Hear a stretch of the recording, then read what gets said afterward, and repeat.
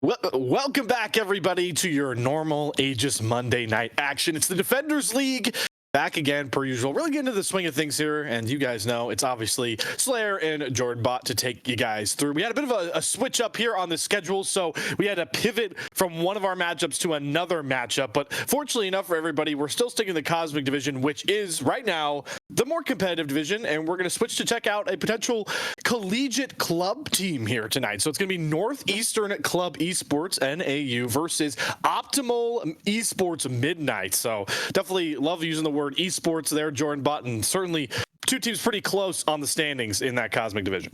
Totally. We've got number 4 and number 6 colliding today, and it will be a good test for these teams. Will Northeastern Club Esports 2 contend with the top of the standings for that very important playoff seeding, or will the middle of the standings just be a complete mess of things, and we have to go into some exciting potential tiebreakers or head-to-head matchups to decide playoff seeding? So Optimal Esports Midnight, very important match for them if they could shake up the standings and be sort of a dark horse coming into the later half of this split. Yeah, the only undefeated team right now in ADL, for anybody that's curious, is Rubber Ducky Gaming over in the Dark Star division. They are the only 3-0 team for now. They are likely playing their match as we speak for week number 4, so we'll see if that one sticks out. But we've got a draft to get into here. OEM is going to be on that blue side. You've got the Northeastern Huskies sporting the red side as well. So already seeing some picks and bans fly through here. Jordan Bot, Ash taken away and Zinzao by OEM, and then Rumble, Maokai. I mean, these are kind of staple if you want to target certain parts of the map. Yep. You want to pinch the jungle pool, see what sort of matchup that we can secure for ourselves on the blue side, and then see what happens. Like, take some of these high impact champions. Maokai super flexible on this patch, a little bit nerfed, however, still very effective at what he does. Rumble getting knocked down there, and then what will happen around bot lane? So Ashe and Varus being potentially taken away here. So then the Senna priority goes higher, the Smolder priority goes higher. We'll see what these teams decide to bust out here in game 1. Yeah, I don't always, it is rare in my opinion to see a blue side banning Ashe and Varus, but then again, they must have an idea of exactly what they want to do on the bottom lane, hopefully early on in this draft here, because usually one of those two are slipping through to a blue side and getting B1'd right off the bat from what I've seen in the recent meta, or red side's banning them out. But Jordan Bot is the analytical mind on this desk for a reason. Immediate Senna B1 slam with no ban from NAU. Yep. And just a lot of power, a lot of scaling, lane bully champion, and infinite pairings depending on how flexible your bot lane is willing to be. Sometimes it falls flat on its face. We see the Blitzcrank locked in right away, so they're saying, all right, we're going for volatility straight off the bat. Let's see what we're going to pair that with. Nothing's really jumping off the page. Do we just scoop up a priority jungler? We'll have to wait and see what NEU will decide to do here. All the really turbo aggressive ADs are still up. If you really want to slam one of them, Jinx, you know, that's a pairing that's existed for a very long time in the game, and last second swap to that Ezreal.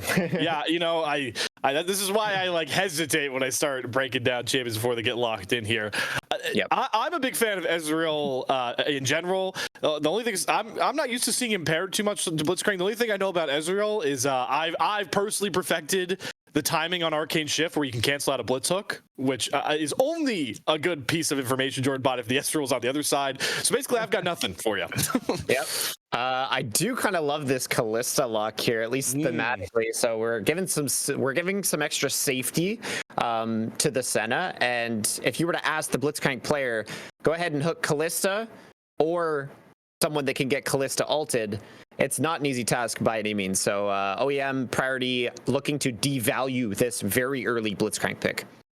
Yeah, certainly. And Ezreal, you know, will follow Blitzcrank pretty well because you're obviously going to want to sit pretty far forward to try and land these hooks on an immobile champion. If you want to burn that very powerful Arcane Shift early on to go forward, you could certainly set up to land those Mystic shots very, very well. Wukong, I believe, not this patch, but a patch ago, was slightly buffed, which I feel like kind of pushed it back into the meta. He's obviously always going to be sneaky good against AD composition, so I'm curious to see how the rest of Northeastern round out. But I'm a big fan of Wukong coming back to the meta. I think he's good for the jungle. Yeah, great enabler, great engager. Senna can help keep that monkey smacking, and we see the Vi answer. So they do have some point and click answers for Callista. That is very good to look towards. I was surprised we weren't seeing any Lilia priority, especially into the Wukong. So now question is, what will NEU grab for their mid laner, likely on 4? And then they'll probably reserve top lane counter picks. So we're pitching the top pool. Maybe you reverse to the approach there if they want to blind something on 4 in the top lane. So we see a lot of Udyr, a lot of Cassante, a lot of Aatrox, these type champions. Gwen is obviously up and an absolute terror. So maybe NEU looking to blind pick one of those and scoop that up for themselves. Yeah, Night Raven, the top laner for OEM's top 2 picks right now in solo queue. He has about 65, 67 games, and it's a 2/3 split between Fiora and Rumble. So those 2 champions are already really taken off the board. But he does have a predisposition to play some of those like weak side or tanks. He's got a lot of Cassante games. Malphite's pretty straightforward. So they're pitching that top pool like you mentioned. I would expect the easy pivot here for Night Ravens just to kind of slam. I would go the Malphite with the comp around him, right? Just follow up with that Wukong really easily. You've got Knock Up City going along for complete disruption, and he's probably the tankiest option out of his pool, but we'll certainly see as the Taliyah will lock in the AP for Northeastern here, as they've basically really needed that, especially up against a Wukong and just in general. Where will OEM go from here? I expect to see some kind of Cassante priority, Azir, Twisted Fate, Hui, and Karma all available and unpicked. Great enablers of Wukong. Orianna's another one to mention. So we'll see what OEM look to prioritize, but you need a safe blind pick top laner. So there is the Cassante. Why not? Yeah, and then we need another Wukong enabler that's also not susceptible to getting Vi Taliyah comboed. So I expect to see Azir, but Karma obviously no stranger to the mid lane nowadays. Time is certainly ticking down on them, and they're also a team that really could use the AP, so it'd be really weird to see a swing towards, I guess Corki's kind of taking a dip, huh? But he's like not really enough AP for this comp, and it's going to be the Nico. So they're really just going all in on like everybody being able to affect the team fight here, Jordan. Yeah, everyone go forward. We'll see if it works. I like how far they've devalued this Blitzcrank. Blitzcrank has literally 0 hook targets in this game. So you can start to question the red side priority that they put on that Blitzcrank pick. I don't see it having that much impact in this game here. Certainly see the big part also for the comp here for Northeastern. So obviously they left up that counter pick for now Uchiha here, and he slams the Garen. So that's certainly a pick that he, well, at least on this account, doesn't seem like he's played too much solo queue. But it does seem he doesn't have a ton of reps on. Then again, though, it is Garen, and I'm going to use this as a Garen rant moment. One of the most simplistic champions to play in the game, at least from his kit standpoint. So pretty sure you can just lock in Garen and you know what you're doing right off the bat. You don't really need practice reps on Garen. Yep, Garen into Cassante, a known matchup, a very uncomfortable matchup for the Cassante. As we know, the all-out brings you down to a certain threshold of HP, and then it's slightly easier for Garen to operate under that pretense. But so will the Garen R5, there is a lot of value behind it, will it make up for the mismatched value of the Blitzcrank on R1? Because again, like I said, I don't see this bottom lane being able to do a whole lot. Ezreal is very safe. Blitzcrank might get a few roam timers off, but with the amount of clones and the amount of Callistas on blue side, I find this game going to be an interesting one. Yeah, I think the Blitzcrank, basically the pressure on Northeastern's club esports squad, bottom lane, they just need to find picks right off the bat, because you mentioned there is no hook targets. I mean, hooking a Senna and a Callista pre-6 is obviously going to be beneficial, and you need to find those hooks early, because if you're not getting a lead, like you mentioned, the Blitzcrank becomes basically a buffed up minion just tanking damage later into the game here in this team fight. So really, NEU just kind of need leads in their lanes on either top or bot side, in my mind, with how their draft is gone. Yep, I tend to agree. Blitzcrank does scale with the amount of power in the guy throwing the hooks brain. That's what I would say. He might just show us some crazy stuff. He might just hook a Callista out of a jump, let's see what he can do. Yeah, it's certainly a very expressive champion, no matter what the matchup is. So we'll certainly see exactly how Kalafe decides to play out that Blitzcrank. But guys, I want to make sure everybody at home, give some love to these coaches, because obviously they're the ones in the room drafting. But if you think about coaching, maybe your micro ability on the keyboard isn't too good. We have an option for you here at Aegis, Coachify. So Aegis Esports League of Legends is sponsored by Coachify.gg for our Winter 2024 split. Coachify.gg provides tools for esport coaches to manage their teams and players while also finding new students. Click the panel located below the stream to check out the website for more information. I'm going to give you guys some time to go check out Coachify, because I really love what they're doing over there, adding another element to League of Legends, because we're going to throw it to break here. But on the other side, we get our first look at Optimal Esports Midnight and Northeastern Club Esports as they go head-to-head, trying to find some sort of footing in the Cosmic Division.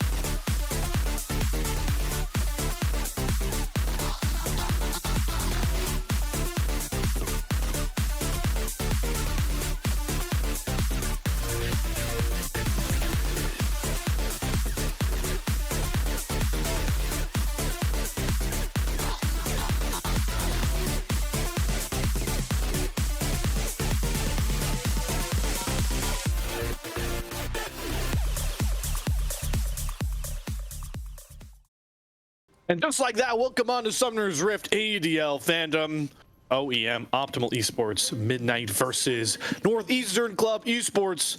And very quickly, I did not realize a certain champion has actually been disabled. No OEM didn't either. No Nico here for Ratchet. It is disabled due to the bug with the clone. Honestly, good that they didn't have to deal with it because it's actually a bad bug that affects Nico players. They're with the Lysandra though, Jordan, and like you were telling me, not too much of a vibe switch for the comp that OEM have drafted. Yep. Largely just an engage enabler for the Wukong, magic damage, balanced composition, and a bit of a playmaker itself. Very similar profile to the Nico. So doesn't change the dynamic too much. Actually has a little bit of a favorable interaction with the Talia rocks, obviously, because not a dash coming from the Lysandra here with the claw. Nope, just a blink. So easy, like you mentioned, into the Talia. I didn't touch on it because it didn't seem like much was going to happen from the way OEM positioned defensively, but obviously Blitzcrank means level 1 shenanigans. Kalafe just didn't find anything with his hooks, so gonna reset there, but expect for Kalafe to try a much more high dude, because like we talked about, Jordan, this Blitzcrank needs to get effective as basically immediately is what we need to see in this lane, or it becomes a lot rougher for Kalafe. Yep. Let's see what Kalafe can do to make this pick work. I expect to see some unnatural Vi pathing. Normally these two junglers would like to play to 6, but I don't think you can do that when you are sort of quadra countered on the Blitzcrank side of things. So to make this pick work, I do expect the Vi to have to bend the way she plays, which then gives the Wukong a little bit of an edge in his matchup. He's going to want to quietly farm to 6. So we'll see how this kind of pans out here. Like we mentioned, you know, it's not that OEM don't have to try, you know, and play for their lanes. It's just they've drafted a lot more to try and be a big threat in 5v5 and skirmish. So you've got these lanes like Cassante versus Garen, where, you know, Cassante is just waiting to be a factor in fights. Lysandra, you already talked about, kind of just waiting around to be that enabler, and Wukong can farm up. And we already know a Senna lane means mostly casual play here. So a lot of this onus in this early game is going to have to be on those Northeastern Huskies. I completely agree, but I do believe we are in for an absolute tactical nuke explosive gameplay around the level 6 mark on the jungler. So keep an eye out for that. Level 6 mid, level 6 jungle. That is when I expect to see a massive explosive skirmish fight, whichever, around that 6-7 minute mark. Which is the first we already have some action, lane. yeah. There we go. Does get the knockback. Cancels out the claw. So this is actually going to be first blood. Ratchet gets caught in the mid lane. But bot side, we see more action coming across. Kalafe might be caught. Flash forward. Vorde does not get the kill, but Fatan flashes forward to grab it. Dark will fall. And OEM rescue a disastrous mid gank with a play in the bot side. Yeah, and that's so good for Thatton. He basically almost full cleared. He skipped his Krugs to make this play possible, but going punch for punch on both sides with this bot lane falling behind early, like we talked about, is not a good sign. Gotta give some more credit over to you Nux there, because timing that Vault Breaker is the only reason that gank really was successful. I think Ratchet was completely caught off by the fact could not cast the blink on that claw. So good recognition on the jungler for NEU, because like we talked about, that is kind of huge given exactly how the bot side went down just seconds later. 100%. That Vi into the Vi Q into the Talia rocks is actually just the combo they needed for that, and able to chain the CC. Ratchet was stuck, nowhere to go. And take the claw, and you know, once you You could see the confusion, right? Because he was trying to recast it when it didn't go across, kind of stuttered for half a second, and then panic flashes. We've all been there. We've all been there, Ratchet. But let's see. We'll see how much it necessarily ends up costing OEM, because like you talked about, Thatan's jungle clear was going to be a lot more cleaner, and he was expecting, to come out full clear, be able to fight level 6. Now Enox has got, at least a bit of an itemization difference here, picking up that first blood. Yep. Both junglers actually getting their kill on the board. So there's just a bit of a trade of resources, but we are approaching that 5-minute mark. Dragon is spawning, grubs are spawning. What team will prioritize on which side? It looks like both junglers are finishing their second clear towards the bot side of the map. So we'll see what happens around this bot lane. It's interesting, Night Ravens is actually getting the shove in and kind of out trading Bokuto Uchiha down up here. Obviously, Garen has that passive healing, but what made me think that maybe Thatan would try and take the grubs here? It's actually going to be Enox that does go on to these grubs, even despite the fact not having prio, but won't be spotted out. And you see Thatan on the other side of the map, so it looks like the classic Void Grubs for first Drake trade. Yep. You're going to see the global notification there, but it's always viable for a jungler to efficiently sneak their way into the river, and even if you just steal one of them away with your smite, it's a pretty safe play. No big deal here. Gets all 3. There you go. We now know that Wukong is on the bot side. Yep. Wukong, though, I feel like one of those junglers that certainly can, especially with the kill, like you mentioned, has that phage completed. Can just solo that first Drake, so will be an easy trade. No counter jungle camps up there for Enox to even trade back, so this game is just classic trading in the early game so far. Yep. We'll have to see. Okay, we're gonna finish up the dragon here. Bot lane looking to reestablish push. Or Kalista actually opting in for a bit of a recall here. But again, level 6 on both mid laners, and then the jungler levels will follow. So expect some explosive play to come in the next 2 minutes here. Yeah, I just clocked it too, Jordan Bot. Both these mid laners, high roam ability. Obviously, you got the claw with Ratchet and get over walls quickly. That Weaver's wall can make sure Ying shows up to a lane a lot quicker. And starting to see why, your analysis about tactical nuke in the jungle once ults come online. I expect both these mid laners to honestly be following both around the map. Oh, they will absolutely be there, yeah. So you see Night Ravens trying to hold a bit of a freeze here to keep Garen in sort of an unsafe, uncomfortable position. We're going to see Wukong go back over to hit his level 6 on the top side camps. So volatility around the top side, I do imagine. So Night Ravens trying to find a bit of an edge for himself here. Ooh, that's a did get spotted. Yep. So they know about that play. But yeah, I mean, I also do see that Kalafe is already pathing up top side. So looks like NEU will have the read here. I wonder if they'll try and just re-counter gank something here with Thatan, already being spotted. NEU certainly have an idea there's going to be something top side. Kalafe fully invested. He's here, baby. Getting the rubs off. Oh, blind hook, unstoppable you. Okay, but he grabs the Cassante, who's more than tanky enough. Lysandra ult comes back out, all out from Night Ravens, and the Blitzcrank is just caught, and he pulls Bokuto Uchiha into the Death Realm as well. The Roma from Kalafe, disastrous for those Huskies. When I saw that hook go out, I thought it was going to be unstoppable, but Night Ravens had another idea. He said, just deliver me, and I'll get the job done. So Kalafe biting off a little bit more than he can chew there. Again, fully opting into the mobility boots, full roam, full map domination, and so far coming up completely short there. Blows the flash to try and get Mitsuki. It's rough out here, Jordan. It is rough. That is a desperation play after a disastrous topside where, by the way, Night Ravens and Ratchet, they didn't even burn sums. They burned 0 sums. It was actually Bokuto Uchiha that burned all of his to try and survive and get a kill. So there's not even that fleeting, silver lining of, hey, at least we burn key summoners, right? Nope, nothing.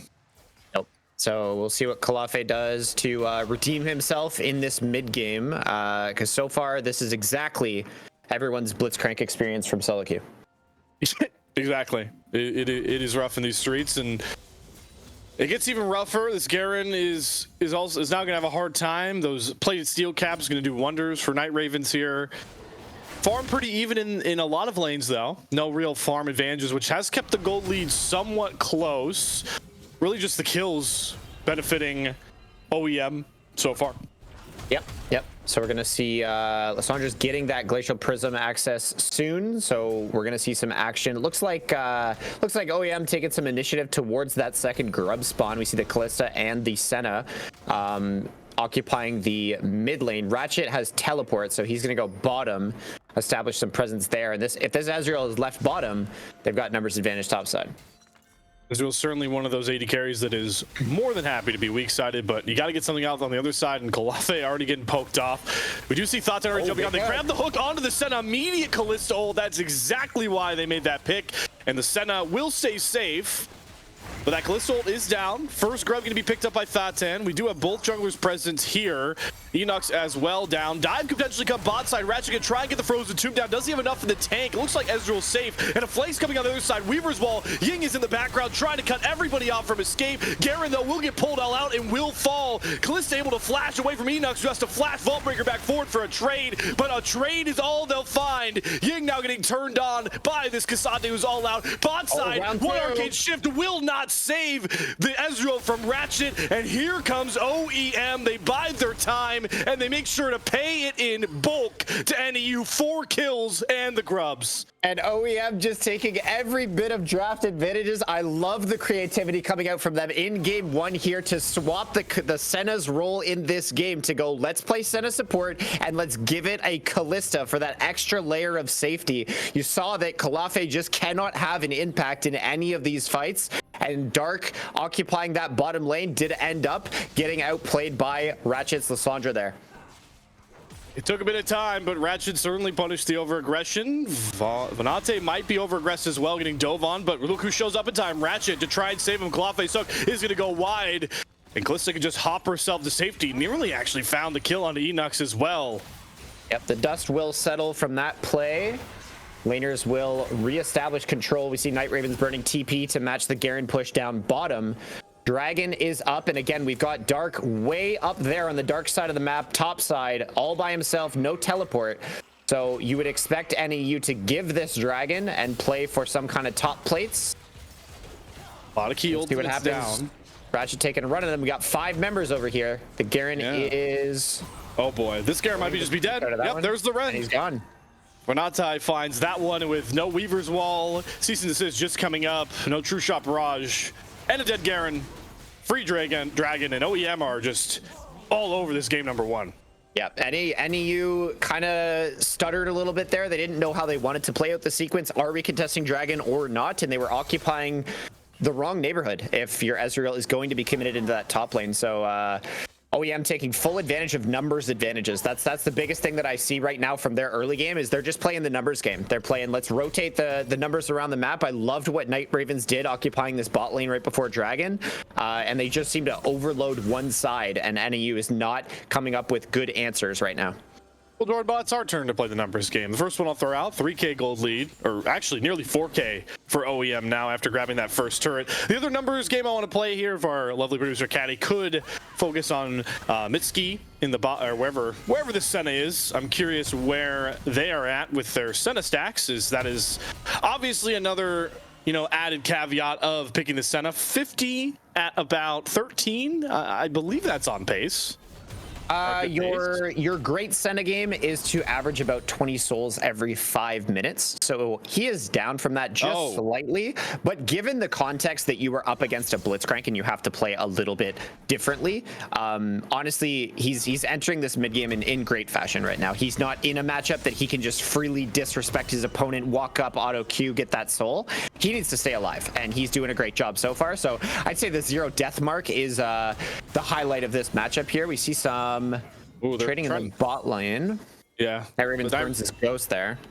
Yeah, he saw Enox around off that ward, so immediately just didn't want to risk it. Now maybe a play on the other side. Ratchet, claw forward, has a ton of damage in the kit, and Kalafe might just burn. Frozen Tomb, and that's going to seal his death. One more auto could do it. The Kalista ult, and Mitski takes it, flying forward on the Senna with that Kalista ult. Absolutely. The Kalafe cannot do anything on this Blitzcrank. You really have to question, why are we prioritizing it this early in the draft when OEM is just showing such proficiency and flexibility on their pick choices. Because in a vacuum, Blitzcrank versus Senna, that sounds great.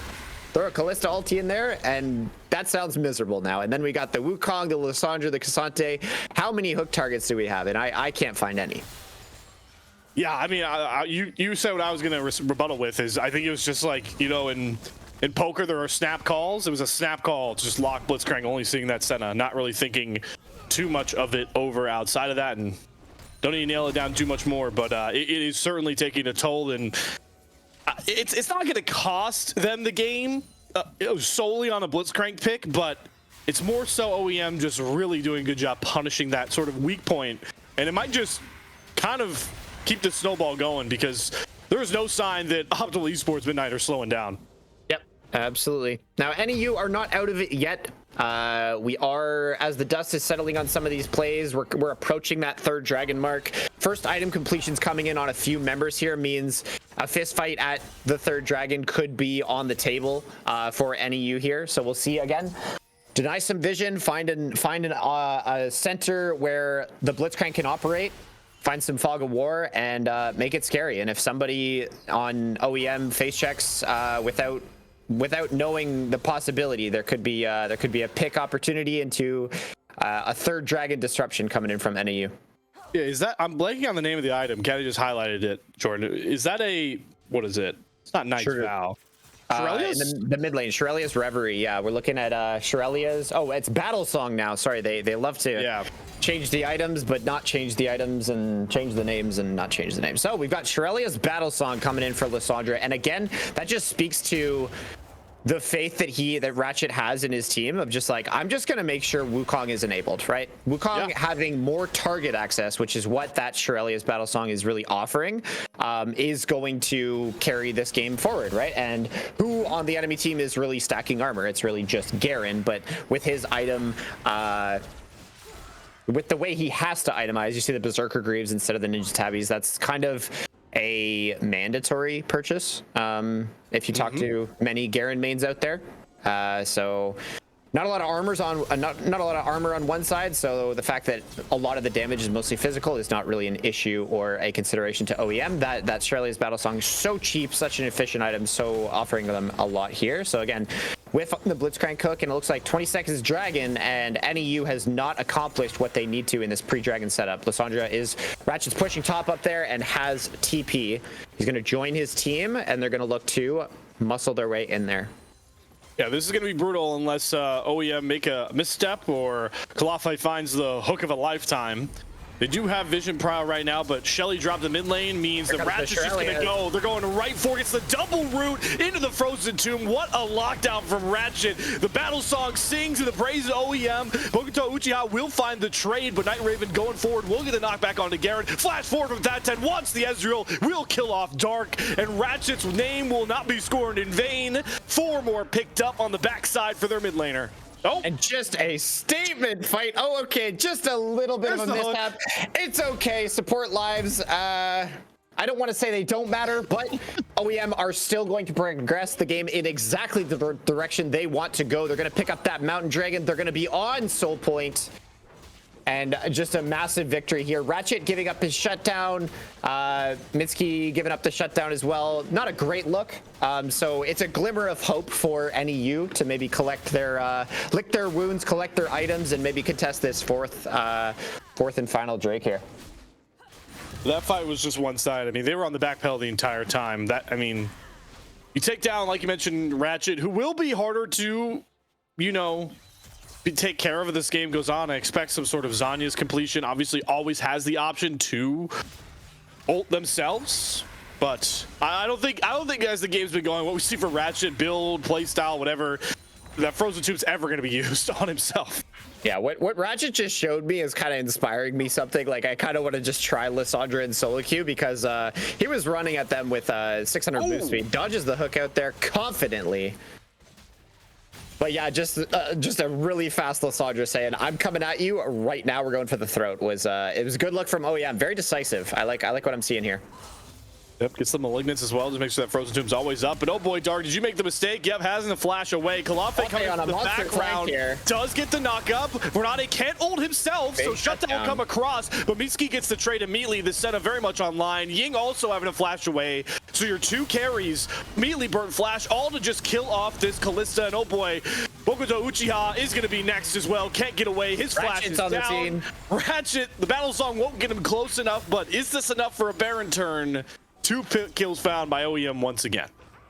Very good. And there's no reason to force a Baron here without the I believe it's spawning in 15 seconds, but without the threat of the Kalista Rend, it's not really it's more work than it's worth, I think. So OEM just gonna look to push out their waves. We look at a Satin getting a little over eager here in the wrong neighborhood, but maybe he is just strong enough to face tank everything. Yeah, look who gets the double root again. It's Ratchet utilizing the Lissandra kit almost perfectly there. Hook dodge there from Night Ravens as well. So picking off NEU in their own jungle is another recipe for this game being over.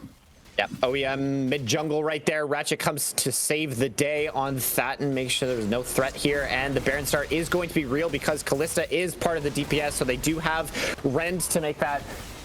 This is not risk-free, though, by any means. They did get chunked by the True Shot Barrage. 6k, 5k on that Baron. Garen's on a monster flank here. This is Here's very the Weaver's risky. Wall. Ging immediately gets stunned up though. Bokuto Uchiha is diving on top of that. Talia will find a kill, but now it's Night Ravens that's unleashed. Vonate stays safe as well. The Baron's still aggroed because it's punching Dark in the face. A double over to Night Ravens, and they're going to be able to just secure this one with the Rend. Kalafe going to try and get a hero hook in, but it will whiff. Ignux does not show up in time. It wasn't clean, Jordan Bot, but OEM do secure the Baron. OEM says not even close, baby. They win the fight. It was dirty for sure, but they also keep the Baron leashed, and that will again just accelerate OEM to a great position in this game where they are commanding a lot of map control right before that soul point. So OEM's just got the ball rolling, and it's keeping rolling. This Senna is 6-1-10, by the way. Nasty. Definitely was behind on the soul count. I believe still is at 91-21, which isn't great, but sometimes if you're ahead, if you're 2 items that support Senna, and like you mentioned, 6-1-10, kind of can make up for the fact that you don't have as much range on your passive. And also, Night Ravens is 6-0-6, 2 items done, has that Iceborne Gauntlet, I think it's still called, or Frozen Fist, whatever people want to call it. Nobody's killing Night Ravens either, so. Absolutely not. Yep.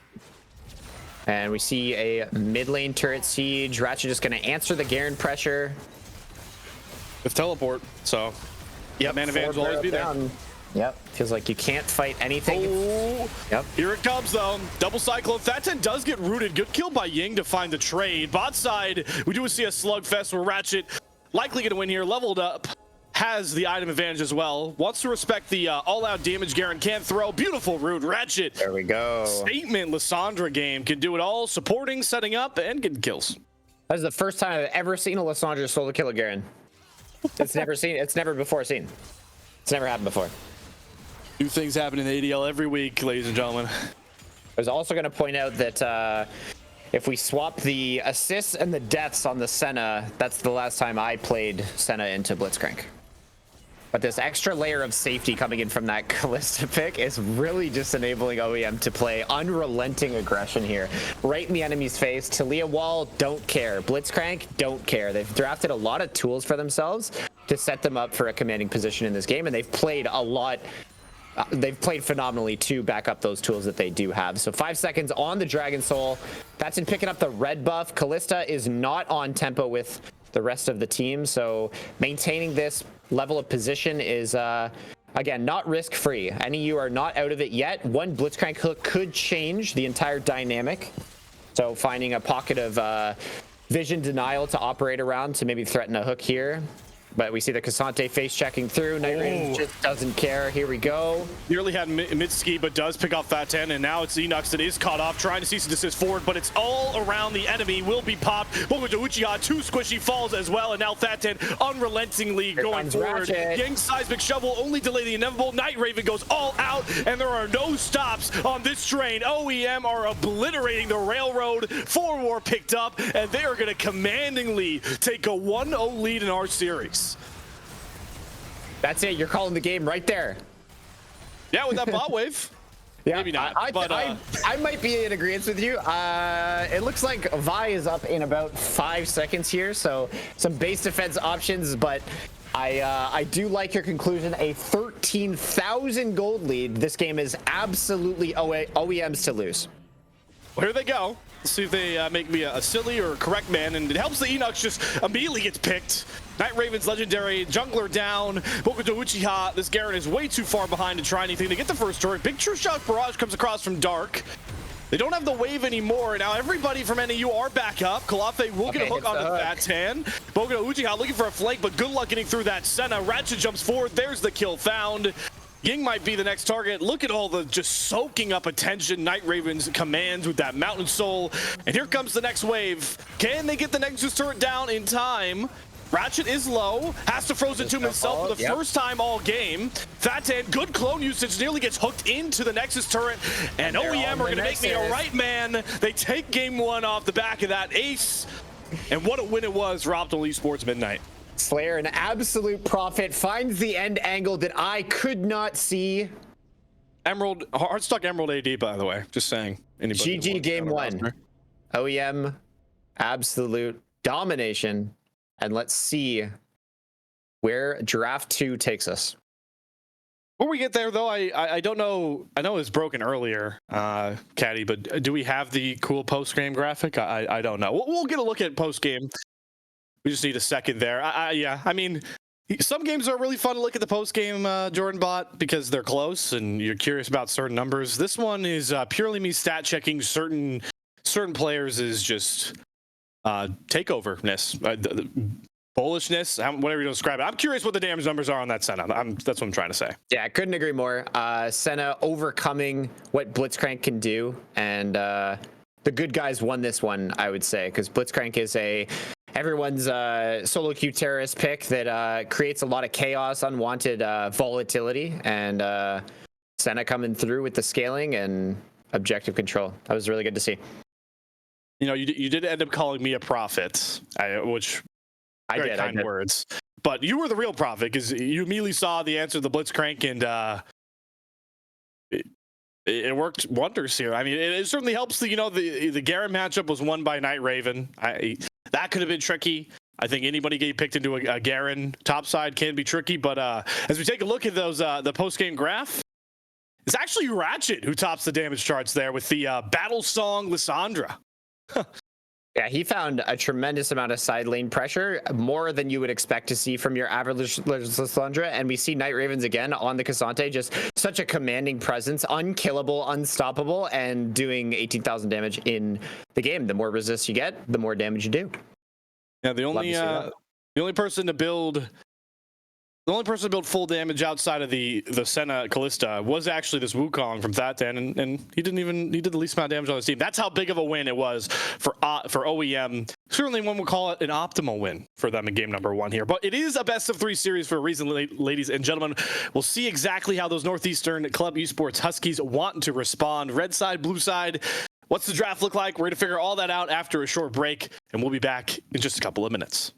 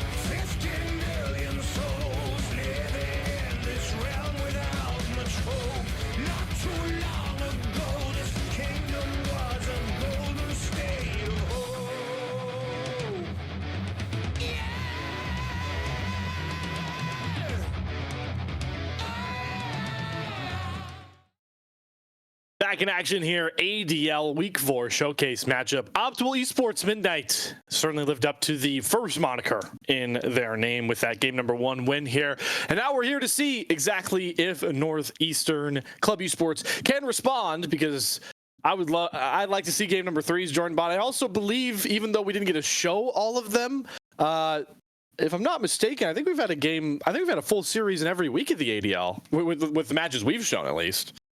I seem to recall that being correct. However, we did not get to tell the story of the early ones with the things going on at Riot. Let's just say that. Yes. So we're getting into draft here. Let's see if any you can bounce back. What I want to see from them on this blue side is answer the question of what do we do around these bot lane priority picks with a better answer. The Blitzcrank R1 was a detriment to their draft, at least. Kalafe was not able to make a statement in that game. He was largely quiet and snuffed out.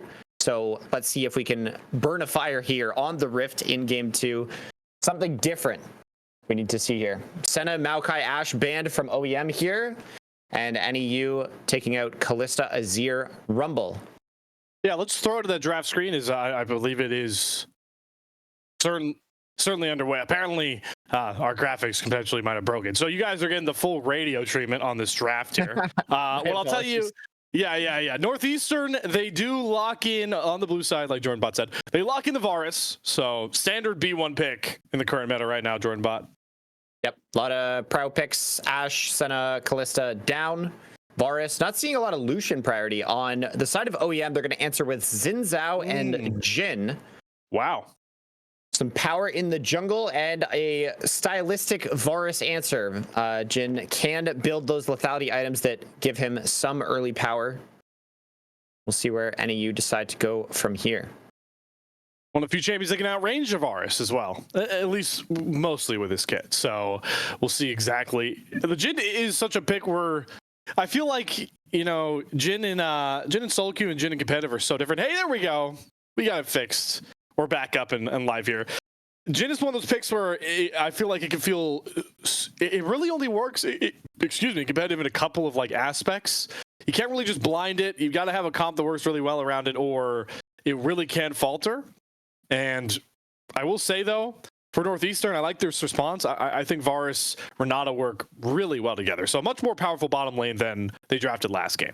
Yep, strong 2v2, stylistically pretty good into the Xin Zhao, offers a lot of disengaged tools in that bot lane, as well as some potential early game priority. We'll see if OEM look to respond with some kind of a enchanter or a mage support. So I'm thinking of like Karma, Milio, these kind of champions really devalue what Renata will do. But when you think of Jhin pairings, Karma goes a little bit higher in priority. Kasante grabbed up from OEM here, strong as we know, solid in that top laner, and sorry, in that top lane. Night Ravens had a great game 1 on it, so he said, just give it to me again. Simple enough. Run it back. Run it back turbo, as the kids say. We'll throw out some Gen Z terminology there. Does allow for Northeastern Club Esports to potentially get a counter pick to top early on. Obviously, Xante is a good blind. They don't lock anything in, which is not an option for that top side pick. I'm sure our producer will tell us from the game chats exactly what that B3 was, but we'll speed through here and look at these second round bans.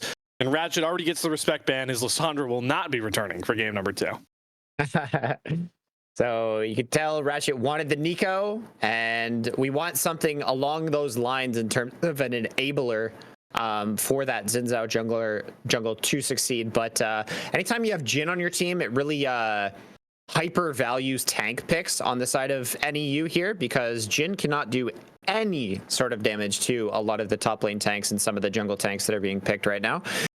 So OEM does need to find some damage. We're being told that the B3 pick is a Trundle, and expect that to be a top jungle flex at this point in the draft.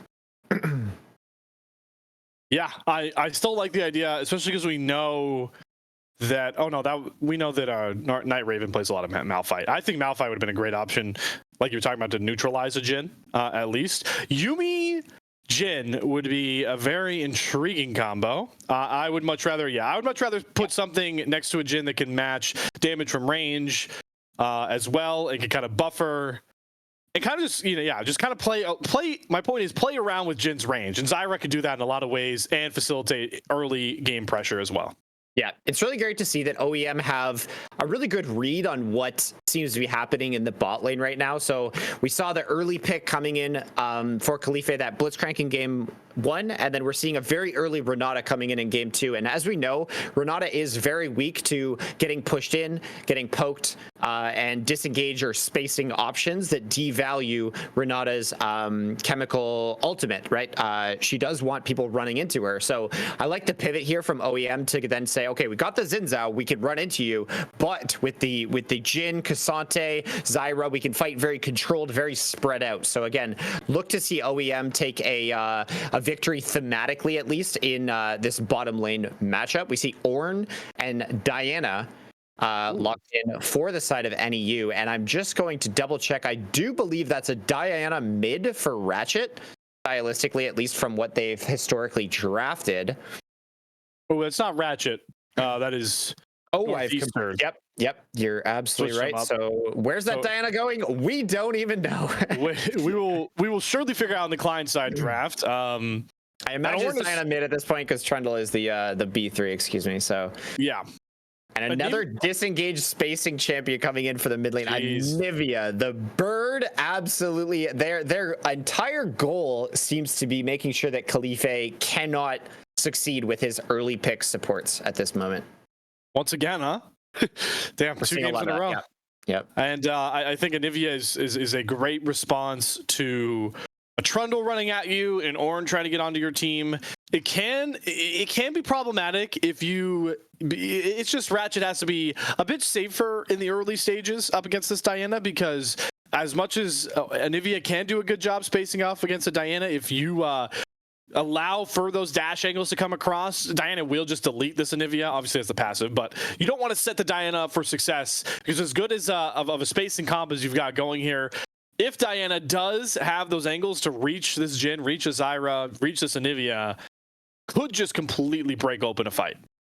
Absolutely. I like what NEU has drafted for themselves in the jungle mid roles specifically. So you've got some explosiveness coming in from the Diana. The Trundle does have favorable jungle matchup into the Xin Zhao. So I would say that's where they can maybe find their edge. Like you were mentioning, that Anivia is typically slow scaling in the early game, I would say. Has mana constraints, needs to get some wave clear options online, and then OEM is going to look for their pressure points in the bot lane, and I expect to see Cassante, Ornn smacking each other quite a bit. We'll see who gets the edge in that matchup. Certainly some explosive comps put together here, but speaking of comps, compositions, we do have another sponsor to shout out here as we are getting through the client side draft. It's Pro Comps. Quick shout out to them, our sponsor and game changer app for legal community. This isn't just like all the other tools you guys know and love. It's your personal draft coach, and it's perfect for both teams and solo players. You take it to the queue. You can take it to even competitive games like the ADL if you're looking to get into that down the line. In fact, you can pair it with any other app you use. ProComp stands out with features like custom champ pools, personalized tier lists, and live draft advice. Think of it as having a virtual coach and a strategy toolkit all in one. They offer real-time champ and ban recommendations, and they already have over 200,000 downloads and thousands of daily users just like you guys all at home. ProComps is user-friendly and 100% totally free. It is a no-brainer to at least give it a go. Download ProComps now. You'll experience a whole new level of drafting power in your league games. Go to procomps.gg and download it from Overwolf, or you click the panel below on our stream here. So hopefully some people will decide to do that one, Jordan Bot, and especially as we have some time getting through these champ side drafts and such. But we do see a bit of a switch up from what we thought this NEU comp was going to be. Absolutely. I'm really excited to get into game 2 and see where we take this one. ProComps, great app, great tool to find out how we are going to be upping our game in terms of drafting. I got thrown off because NEU's out of order on the client side draft, so I thought that was about to be a Trundle top, and then a Diana jungle, and then an Ornn mid. But I realize now that they're just not in position. So Jordan Bot, being the prophet he was in game number 1 draft, is correct again. Don't believe the client side draft. It is almost inverted from what the client side draft from NEU is showing. Yep. We'll be all right. We can read between the lines. We will know where these champions will go for sure when we get into game. However, we can do our assumptions. Ornn going to be playing in the top lane, going to smack Cassante for about 15 minutes. We'll see what can happen in the explosiveness of these drafts, because again, we're going Trundle and Xin have a lot more agency early than that matchup that we just saw, the Vi versus Wukong, even though that was quite explosive. Ratchet and Ratchet paired with the Vi was able to get that. As I'm saying it, I'm remembering it. So the Talia Vi was what got first blood on Ratchet in the mid lane on the Lissandra. So again, we'll be looking for an explosive early game, even faster paced than game 1 here. Well, no reading between the lines on this next message, Jordan, but we are going to break. We're going to take a short breather, and on the other side, see if Northeastern University can keep the streak alive of full series here on the ADL Showcase, or do OAM going to establish themselves as one of the teams to beat in the Cosmic Division? Only one way to find out, and you'll see on the other side of our break.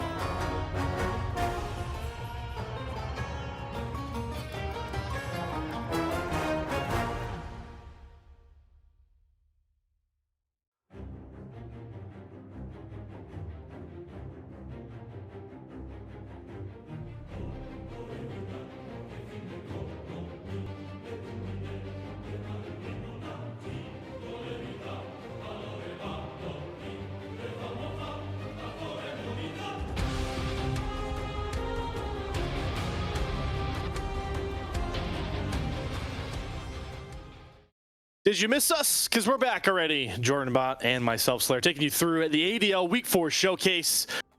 And those Huskies, well, they got thrown out in the cold last time, but luckily, animal that certainly likes to play in the snow, but don't think an animal that likes to get 2-0 in ADL, Jordan Bot. So we'll see if they can respond here and push the series. Yep. OEM once again coming out with a draft that just screams, we want to devalue your early support pick. We want to make sure that we have control in the bottom lane, and if this Jhin Zyra are enabled in this early game here, we're going to see OEM try to get the ball rolling again, starting from bot lane and then spreading across the rest of the map. We see Night Ravens on the Cassante once again had an insane statement game on game number 1. And not a strange look for Minsky here. Senna to Zyra, not a huge flip in terms of your priorities in what you're trying to do in the game. We'll see if they can have that repeated success. Do see the Dark Harvest coming out here for Vernatai, which, you know, is going to signal a pretty hard lethality lean. Jordan already touched on that, can be very effective, especially up against champion that is going to look to do the same itemization with that Halo Blaze on the Varus. Level 1 shenanigans afoot once more, and double root coming across from Mitsuki, just reading Kalafe already in game number 2. Shades of game number 1, as that crit shot is going to really lock in a good trade here for OEM's bottom lane. A lot of heavy trading coming in very early on. You're going to see, where does this Trundle path? I think that's like the biggest wild card for the side of NEU, because Trundle can skip a lot of camps and look for a lot of early plays. So disrupting the push in this bottom lane, getting this Varus online and in a spot where he can breathe is going to be really great. So the level 1 cheese coming out, even though OEM knew about it, it was still a favorable trade on the side of the Varus and Renata, investing a lot. Oh, the flash burned here. Right, very early on. So putting this Jhin Zyra on the backflip is really flipping the script of what we thought was going to happen in Champ Select. That level 1 cheese starting in lane and in the brushes and taking that early fist fight was actually really beneficial for NEU to trade some of their HP, potions, resources to get that push, because Jhin Zyra can't do, but we see Khalife, nice hook there. Flash mid lane, and Ratchet's getting jumped on again. Pass are going to come down here. Thatan is close by. Might have to flash, try and save the Anivia. Too late, still flashes through. First blood in the mid lane once more, and again, it's a bottom lane trade, a double up. Sniper get down. Vornatai has a double. Absolutely massive for this bot lane. The Jhin Zyra coming out and snuffing what NEU tried to do in the first couple waves there. Oh, it's just so heartbreaking for the bot lane. Ooh. They had a decent plan, but here comes Trundle.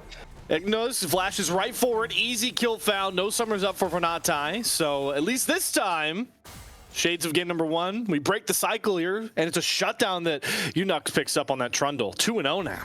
Yep, skip the camps, get rewarded. Pressure in the mid lane, pressure in the bot lane. This Trundle is going to be eating very, very well. And a couple of great people to utilize that subjugate on. I assume it's always going to be Night Ravens, every fight possible, because tanks are the best ones to ult if you are that Trundle. And a fed Trundle can certainly be scary, especially even scarier if he can grab those Void Grubs. I don't care if he's in the jungle instead of the top lane. So we'll see exactly how Unux wants to posture, as this time, getting first blood in the game, he actually does have a massive advantage over Thatan. Yep. So we'll see what happens in the coming minutes here. Like we said, 5 minutes, big timer for the map. Dragon and Grub spawn, so you have to look at the lane pros. Jumping on the mid lane here. I don't know. Burned. I don't know how that root landed with the wall. There's a pillar down. Thatan doesn't have flash, remember? Able to dash towards those minions. Yeah, very good escape coming in from him there. Okay. Good roam from Minsky here. Looks like Unux wants to push towards this dragon potentially. Won't be up for another 30-ish seconds. Thatan going to make sure to clear his top side out. So with the way the camps are, I'm just assuming this is a grub play here for OEM and a free Drake for Unux. You really have to see, because if the OEM bot lane can reestablish control down here, you see the autos being traded, the minions have crashed now. So if they can reestablish, we're looking at a serrated Dirk from Jhin here, and that's still an insane item purchase and a lot of fighting power on top of it. And we see just the double longsword from the Varus after the double kill comes through. So I don't know. We'll see what happens when this Jhin can establish some kind of pressure or priority, but we do see Trundle on the bottom side of the map. Xin coming off a reset, walking over to his wolf camp. Both junglers on the bot side, but Trundle might have a little bit of an advantage here, getting here first, making the first little appearance. We do see that this Anivia is going for a pretty big flank. Yeah, Ratchet. Trundle's in the dragon pit here. Yeah, Ratchet's gonna try and just circle around and get Unux. That has a shutdown, by the way. Doesn't have flash up. Knockup will land. Thate might just pick it up on his own. He's gonna gift the kill over to Ratchet. Bot side, hello. We're slugging it out, but crit shots will prevail. Dark gonna get the bailout reset to at least find the trade, but it's Mitski's plants that will find that second kill. And OEM really blow this game open towards the pit. And Ratchet just wrapping around that entire dragon said, I'm sniffing a troll over here. Let's go find him. Sends him back to spawn. And again, OEM rolling the early game. Really understanding what their priorities are here. I love gifting that shutdown over to Anivia, who Ratchet can take over the game in all facets. Not as utility oriented this game. He could just do it in the damage department with the kit on this bird. And that gold is going to feel so nice. He only has boots. I got to think he's sitting on a big plethora of gold on that Anivia. Yeah, Ratchet's Anivia build, you expect to see some combination of Sarah's Embrace and Rod of Ages. Again, just like coming on to just be a beefy battle mage that can also just kind of control one area in such a commanding way. And again, restrict what NEU can really put on the table. The Diana has to fight in one specific way. Can't really weave in and out of fights. It is full command. Night Raven loves training the top lane. We did see all three of the grubs going the way of Unux and Northeastern Club Esports. So a lot of pushing power early on for the NEU side here. And they do have a champions that I think will do very well in side lanes, at least answering and punishing. So if you can get 5 or 6 on this Trundle, even this Diana, it can be a really big threatening power on those sides. Yep. The stylistic mismatch here. NEU drafted some pretty good sides there. Night Raven going in for a little bit of an all-out. Yep, doesn't get the Q land to get the knockback. Call the Forge guy will space him. Night Raven just can't get close enough to this Ornn for the kill threat. So it'll just be trade of summoners and ults in that top side. Very good, very good. Ooh, good dodge on the grass from the roots. Nice dodge from Dark. But Vornate, you know, you talked about lethality, how hard it spikes this early on. Look at this. He's going for the curtain call. He believes he's got the damage. If he hits the shots, he will. Flash away coming across from Kalafe. Good trade from Dark. He just burns Mitski in the background. And they'll both be able to limp away unless Vornate wants to get crazy. Doesn't have any mono, but he's going to flash for the crit shot. Dark's bailout will not save him. Look who shows up in the background. Thatan to slam Kalafe down. Easy double up for OEM, who are dominating the bot lane again. Yep. We see the matchup playing through the way it should now. The push in the favor of OEM here, and this Renata Glass can't get onto her priority target here. Zyra just making her life absolutely a living hell, poking her down, getting in her face. The Chain of Corruption coming out from Dark was great for that 1-for-1 on the table, but then, you know, Thatan comes in for the extra kill here, and a face check coming in from Kalife. He's just trying to find some semblance of control in this game, and he's going to drop again. That's going to feel really bad for him. Okay, hold on. Unux just shows up too late. If he was able to get there over earlier, that is one hell of a combo with Ying having everything up on that Diana. But like you mentioned, it's shades of game 1 again. I sound like a broken record, Jordan Bot, but like you said last time, OEM just move as a team so much better in this series. They might look for more. Unux doesn't have Subjugate, has to flash away from the Ignite. And NEU, they don't even control their own jungle right now. Nope. It's all OEM right now. The wheels are turning. The pedal is to the metal. And as the dust settles from that play, we're looking at a 2,000 gold lead and a dragon very early into the game. Yeah, more plates over as well. It's Night Ravens, so it's more gold. Change of Corruption forces a flash on Mitski. Dark looking for some sort of avenue back in. Esper in the heal for the speed up solely. So does drop his own summoner to try and pick Mitski. And Vornate, he is very close to a collector, which is just going to make this game even rougher. Yep. I couldn't agree more. So as we're taking account of things, Dragon is in 1 minute here. Grubs also, second round of Grubs also spawning. So if any of you can sort of trade one for the other, if they can get 6 Grubs, there is a very real potential for Ying to hop in the side lane and try to make up for some of that gold deficit. Call of the Forge God going wide. Night Ravens goes all out. Okay, can he get the knock up? Good unstoppable. The stun comes across. Does Night Ravens have enough in the kit? And he doesn't want to risk the dive with his resistances down. And Unux is looking for the flank here, trying to re-aggress towards this top side. Bot side, we see a curtain call come off after the deadly flourish. Dark's got to put his dancing shoes on, eats a second one. He even takes the third. Dark Harvest nearly claims his life. The damage on this Jhin is bombastic, and look at the wraparound coming across. It's not fun game for Dark or anybody in the bot side. Teleport coming across, but his bottom lane is already dead. Uchiha showing up just a little too late. Flash for Diana, looking for the damage, trying to burn through Thatten. Will pick up that kill, but you've left Fornate just to start free firing on top of this Diana, and Ratchet is making sure the flank is locked down as well. Bot side dominance for OEM, and they're just gonna keep on pushing it, Jordan Bot. They're not scared of anybody under this turret. They'll dive them, they'll poke them out from distance. One more crit shot, a bit more of the Glacial Storm, the E to sing it home for Ratchet.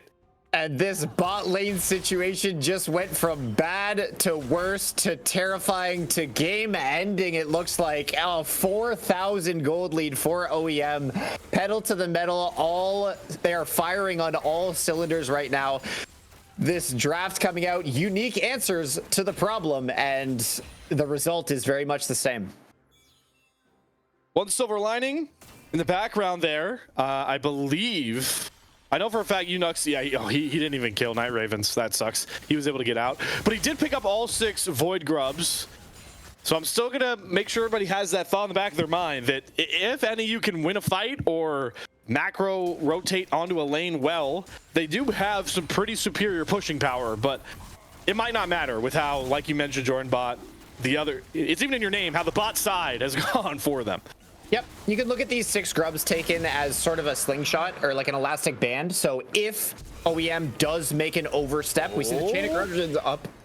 Pat's gonna walk away from that one. Easy crescent guard. Yep. So ultimates traded on that side. But as I was saying, so if OEM does overstep, if they start giving up some of these shutdowns, the objective bounties are going to come through, and having 6 Grubs, those turrets will absolutely fall very quickly. So it will be on OEM to play a little bit responsible right now. As we see the curtain call again, just a bombardment of damage coming through. That hubris is hitting so unbelievably hard.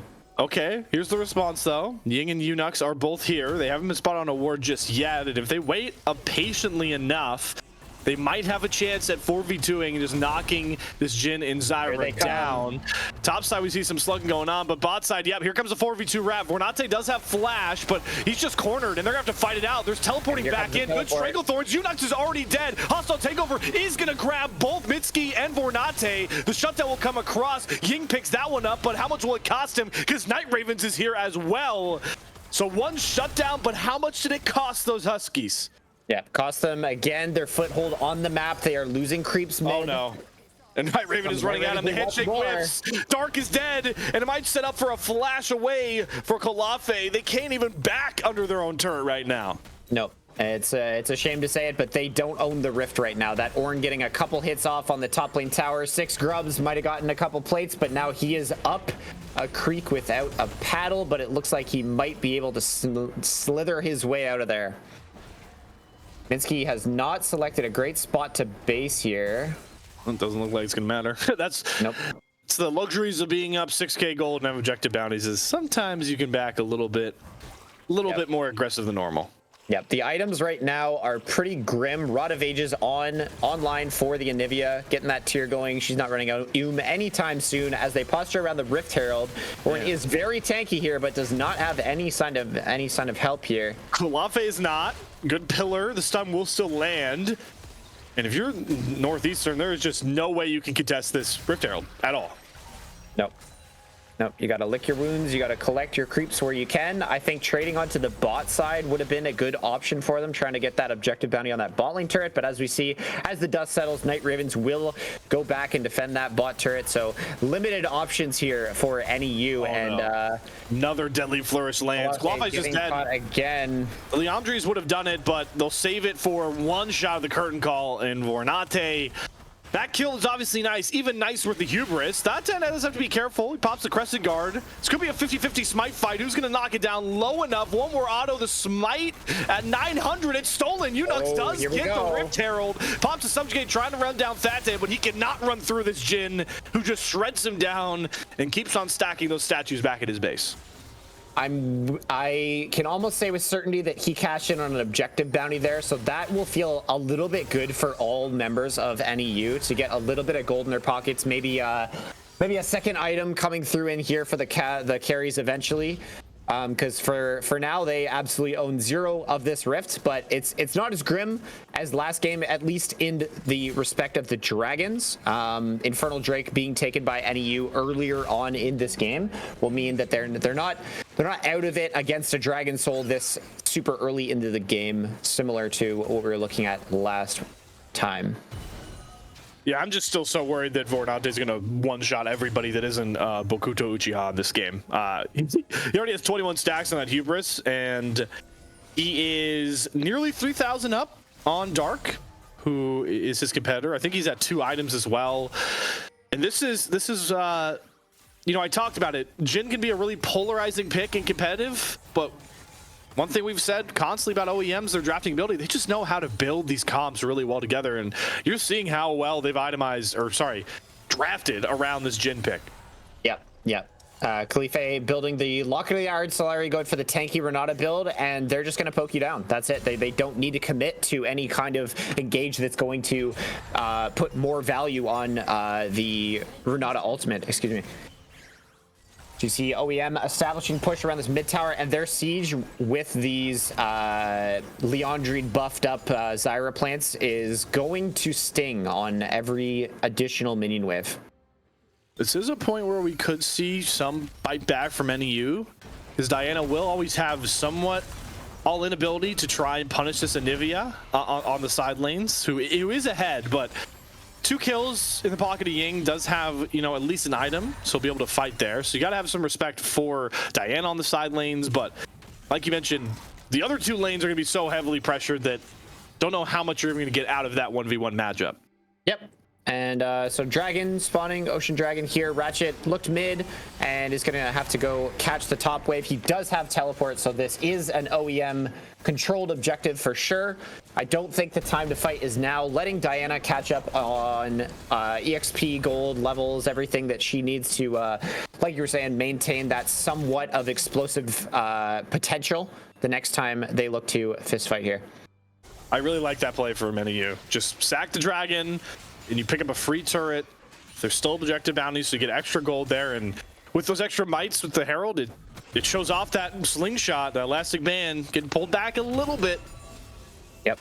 Slayer, one thing we haven't mentioned in this game is, because we don't see Ornn a tremendous amount right now, but he's level 12, so there is another massive sort of scaling element onto NEU's champions here in this one, because the free items, the ornaments, are going to be coming through in the coming levels. So you can never count out an Ornn team, because 5,000 gold of stats in the form of the ornaments eventually will come through for the blue side here. So the snowball from OEM is going to have to keep rolling. The curtain call. Oh, and that's a feels bad, man, for Dark. Thought he was maybe in the last second of the recall and didn't know that he was spotted there.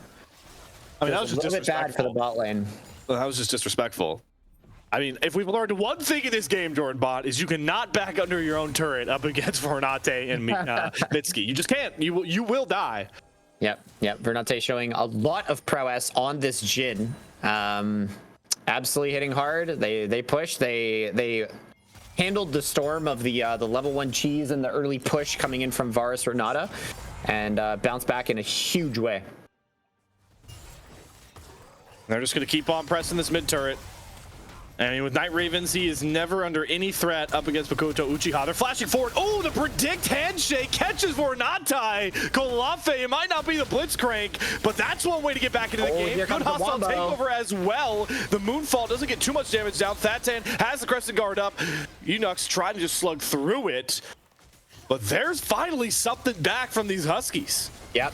Really good to see some semblance of life here. They are going to lose this mid tower regardless, but as I say that, the tower's good as dead on the next wave, but really nice getting that 400 gold shutdown on Vernete, and we'll see what NEU can do with that gold. The Trundle will get a little bit tankier and maybe try to contend on some of these. Dragon up in 2 minutes. This wall actually is holding on, but a gentle breeze might be coming his way in the next wave or two, I would say. That was actually a half troll roll there from Ratchet because he forced his wave to walk around it instead of hit the turret. So a little bit of a miscalculation there, but yeah, I'm honestly just enamored to see how long this turret will actually stay. You know what? It's not even worth the conversation. It's dead now. They reset. The gentle breeze is coming, Slayer. Here it is. And there we go. And just like that, tower is going to fall. We see 2 fully completed items on this Zyra support, absolutely decimating the health bars of NEU. A lot of pressure from Minsky once again. Lane phase to mid game. Just a commanding amount of pressure coming in from the support. From draft to play, OEM is commanding this one once again. Night Ravens even in the top lane, up 2 kills, so where's the glimmer of hope? Oh, here we go. The curtain call is here again. How much is this gonna do? My word. Dark Harvest and that last shot, Kalafe can't eat any more of those all game. That should be the foreshadowing. You eat those later in the game, you are dead, Kalafe. So enjoy the life for now. 1 minute on Dragon, I imagine NEU would want to at least get some kind of advantage. As I say that, Ying looks like he's committed to the side lane. Try to take down Night Ravens. Subjugate might make a difference here, but Night Ravens is a tanky one for sure. Yep, no teleport on Ratchet, so no help coming for Night Ravens. Double up, does drop the all out, and he finds 4 more friends waiting for him. Yeah, you're dead, Night Ravens. So, all right, there's the kill, and what good timing, the Drake not even close to being up. Yep, another shutdown, and Night Ravens does have teleport, but isn't going to be spawned until the dragon is already spawned. So we'll see what trade of resources comes down for OEM here. Diana still having on the ultimate there does mean that a fight for NEU is possible. It's like we touched on in draft, Jordan Bot. If you can find the angle as Ying, and with 2 items on this Diana, if you can get Mitsuki, Ornate, this Anivia, you will blow them up. But here comes the problem, right? Is you could just get so easily spaced out of these neutral objectives. Call the Fourth God, Makoto Uchiha does get a knock up. It's only on the Thatan. He'll tank it. They're trying to get towards this Jin. Unux is going to try and run him down. Good hostile takeover, but Makoto Uchiha has already did the bailout. Will save him. Ying gets the kill. Night Ravens teleports back in. There's a big crit from Vornate. Gets locked down by Dark, and he will get pierced in the heart by an arrow. Dark finds that one. And here comes NEU with a pretty good fight here. They have the man advantage. No jungler on either side. And Ying has to flash out of the pit. Good Strangle Roots from Mitsuki. They're going to burn through the Liandries. Glacial Storm Kalafe is just dead. See you later. Renata down. Ratchet on a rampage. Now they're looking for Dark, who does have to run away. Doesn't have that bot turret. Big slow bite for the Rallies. Can the stun land? It will for Ratchet. And he deletes Dark. And Night Raven on the other side just holding back the other 2. Uchiha teleported back in here, but he might just be dead right off spawn. There's the all-out Boiling Horn back to the rest of the team. Big wall comes across for Ratchet, and Makoto Uchiha dies twice inside 40 seconds, and OEM rescue the Drake play. That was some excellent individual outplays coming in from the NEU. Ying found a monstrous ultimate. They got a Renata reset onto the Ornn. Dark 1v1ing the Jin off on the side there, so some glimmers of strength coming in from NEU, but the overall picture is just so grim from this commanding early game that OEM has continuously come forward with. So it's so hard when you're just playing catch up from it feels like 5 minutes of the game. Yeah, you know, Jordan, I know you already kind of explained how that fight went. I'm curious though, Caddy, if we do have a replay available for that whole fight, because it felt like the one real big fight. And I know ADL, you haven't seen a ton of replay action just yet, so if we could get that replay, I'd love to hear Jordan Bot talk through it, because that fight had like a couple of different acts, you know? That was, yeah, that fight had layers. Any fight with Renata in it is going to have layers. That was a bit of a fist fight. Here we go. So keep your eyes on Renata Glass here. The gas will buy a lot of space and time that Minsky and like the bot lane is just completely split here. So you see Jin getting ran at from Trundle that uses the subjugate. Anivia kiting back, Minsky kiting back, but this Jin is just all... He's in no man's land, right? He was completely split from that Renata ulti there, so he gets picked up really good from there. But then Dark is flashing into the enemy jungle, and it's like, where do you go, right? The vision is all in OEM's favor, so this Zyra coming through here is just devastating for Khalife. He's going to go down, and then the range that comes from a Zyra with Rylai's is just crazy. So that last pickup there was absolutely just so hard for Dark to get out of there. So we'll see them try and wrestle back some control here on the map. Yeah, ooh, good pillar there from Unux. I was about to say, there was going to be a pickup for OEM. They might have had the Trundle trapped. Night Raven still likes his odds. There's the Stranglethorns. Look at the root combination. The CC drops and Dark is dead. That is the power of a Jin Zyra. And Kalafe cannot eat these curtain call shots, or Fat will flash and find the kill. The bottom lane down for Northeastern means Baron's a call-in for OEM.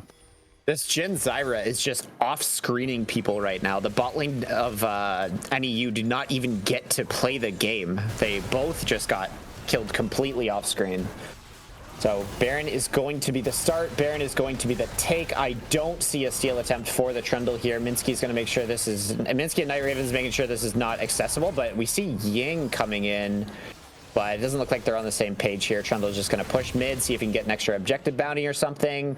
But it's looking pretty grim for here NEU here in game number 2. Teleport coming in from Ratchet. He says, I don't want any of this Trundle split push. Absolutely not. Get over here. Easy. The wall can't move. That is one dead troll. Yep. This pole is a little... everything melted. He is going to take the fast recall on this one. Yeah, it does take... Yeah. Couldn't even get that mid turret even with mites, which really stinks. Shows how kind of stunted this Trundle has gone. Also has had to decided to itemize decently tanky. I feel like that's a more tankier Trundle build than you expect. Yeah, I don't love seeing that when you have the surrounding cast of like an Ornn top. I think Trundle has to cosplay a bit of a carry in this game, but feels like he's so threatened and doesn't have a lot of buttons, like outplay buttons to push against the Anivia and the Zyra. So stylistically, OEM has just kind of completely got NEU's number and kind of came forth with all the answers here in game 2. As we see the map getting a little bit closed in, Night Raven wants more, says... K'Sante does not care about turrets. K'Sante, or 80 carries, actually. Good point. So Dark going to be spent back to spawn again for a 9 of this Varus. We saw some good moments here from NEU, but it was mostly individual. But as a team, they did not have the answers that they needed to punch back in a meaningful way. OEM here. We'll see the Ornn flash away. The wall disrupts any kind of engage or... Oh, this range, man. And he just can't move. The storm is just too much. And this is the range, full flourish. This is exactly what OEM drafted for. The Zyra plants, a Nivea Glacial Storm on repeat, and a Jin from distance going lethality is just so threatening. And Night Raven, once again, winning on the side. There's a good hostile takeover. Will delay the death for Kalafe, but nobody follow up means they'll just get popped. Inhibitor down, and this, with the wave state, I could call it again. Could just be the game here. NEU have to hide under their turrets. Health bars aren't great. Flash forward, immediate root though. Ying gets pinched and it has to go golden off rip. Curtain call in the background. 2 shots will kill Ying and they both are sunk home for Vornate. The crit shot's also making sure that Dark and Unux can't get anywhere close. OEM showed up today to play, establishing themselves as one of the contenders of the Cosmic Group with the first 2-0 of the ADL season on stream.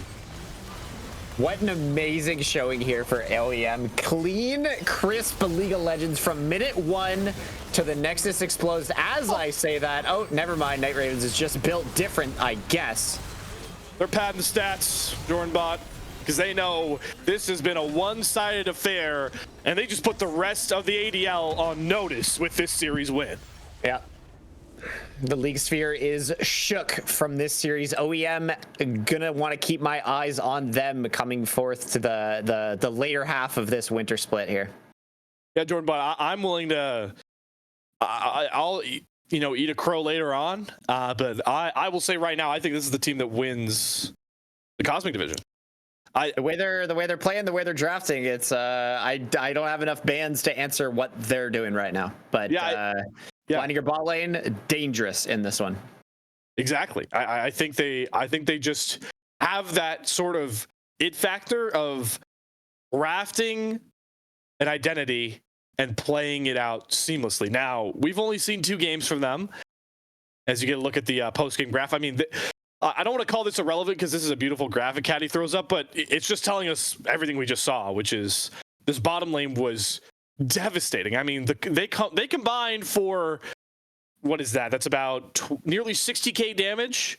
That would be more. Their bottom lane is more damage than the rest of the team. Yeah, I was just going to say that. There's not much else to say. This is the bottom lane to watch out for. If any team is watching and looking back when it comes to scrims and such going forward in the ADL. Yep. Lessons learned, though, for NEU. The season is not over yet. There is still playoff hopes for most teams involved right now. So lick your wounds and study the VODs, because next week you're going to have to come out with a strong series if you're going to survive here in the ADL. We have just crested over officially the halfway point here of the ADL regular season. We go 7 weeks before we get to play-ins, playoffs, and the sorts. So, I mean, this will now, I believe, put Optimal Esports Midnight up at the 2-1. They actually had an early bye, so they're 2-1. Bumped their game score up pretty well here now. And I mean, I just expect them to go on a run. I'm just looking to see who they end up playing these next couple of weeks here. I'm looking to see if they take on a Forgotten. Oh, so they will take on a Forgotten Kingdom, and then they also will end up taking on. Yeah, so they've already played Mint Gaming, who we saw the other week win their matchup. I don't know, Jordan Bot. I think they might just run of what, like a 4-1 or 4-2 regular season, maybe even 5-1. Only time will tell, but they've got some deadly pieces on their team. They've got a Cassante player, and they're rolling. They've got the momentum. So we'll have to see what happens. Well, guys, the momentum for you viewers at home, Aegis appreciators, does not stop here. ADL is really your marker for the start of the week, because all week long we have a ton of matchups coming at you at different levels. I believe AEL or AML, one of the two of them are tomorrow. Your Marauder League and your Emerald-based league here in Aegis. Those will flow through the rest of the week here. I know, depending on the week, you might even get to see the lovely Jordan Bot play in the AML. So make sure to root him on if you do see him on the showcase broadcast. And then the big ticket item here I want to sing home is that, unless I'm wrong, which I can be, Aegis Champions League, the biggest league in Tier 3 besides your qualifier tournaments, is officially back on Friday. They had the captain's draw. You know the groups. Spicy picks there. Really fun teams there as well. That will kick off on Friday, so make sure to at least tune in for that. But for now, big shout out to Jordan Bot as always. Lovely getting to pick your brain here on these broadcasts. We didn't get to go the distance, but it's still fun.